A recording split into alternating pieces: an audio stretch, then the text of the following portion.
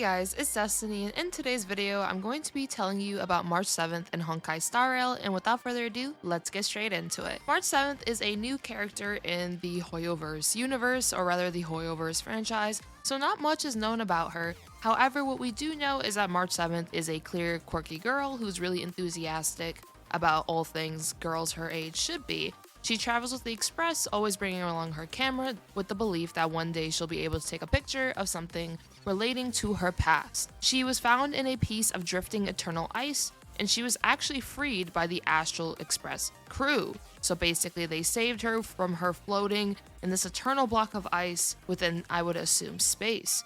When she awoke, she couldn't remember anything about herself or her past. Though initially feeling dejected by this lack of identity, she decided to name herself after the date of salvation, which is essentially March 7th. She named herself after the day that she was saved, or rather the day that she awoke. March 7th, in my opinion, is kind of an interesting character about that, because I feel like within Honkai Star Rail, once we actually get to play the game, we get to learn more about her past, hopefully, and get to really understand where did she come from, why was she frozen in a block of ice, and how did they find her to save her to begin with? So those are the types of questions I'm really interested about to know myself. And another thing I would like to mention about her is that her kit is actually pretty nice as well.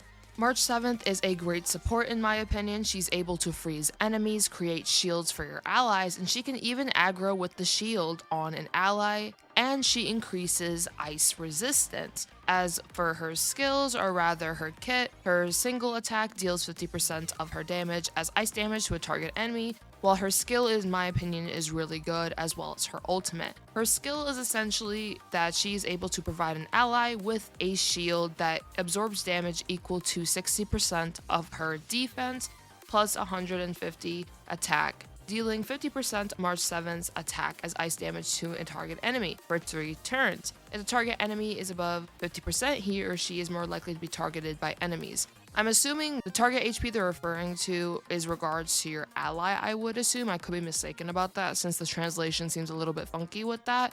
However, it seems that March 7th is able to create this shield for her allies just based on her defense, and then she's also able to attack an enemy as a result.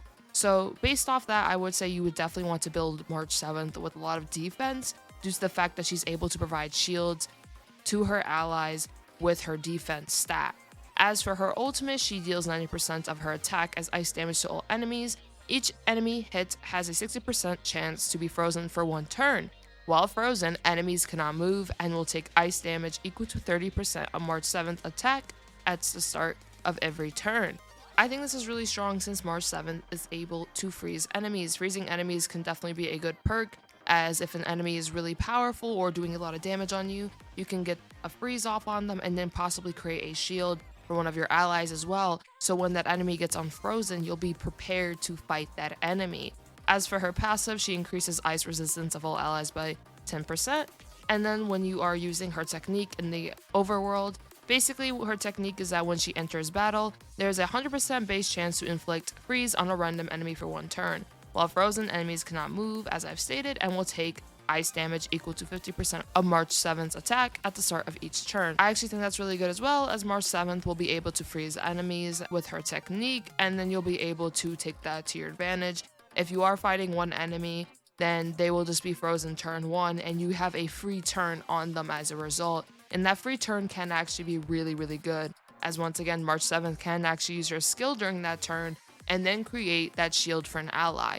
So overall, March 7th looks like an amazing ice supportive character, as she's able to create that shield, she's able to freeze enemies, and so on, and I feel like she'll be really good on teams.